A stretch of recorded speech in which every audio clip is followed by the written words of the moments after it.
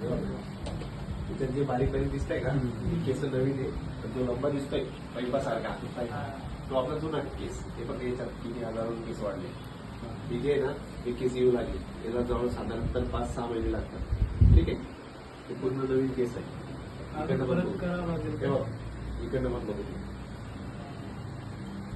ठीक आहे हे तू अजून एकदा करायला पाहिजे होतं अजून एकदा करायचं हो करून टाक पाणी बोरचं वापरतोय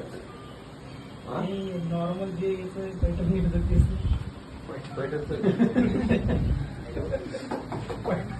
शॅम्पू लावतोय मी तुझं शॅम्पू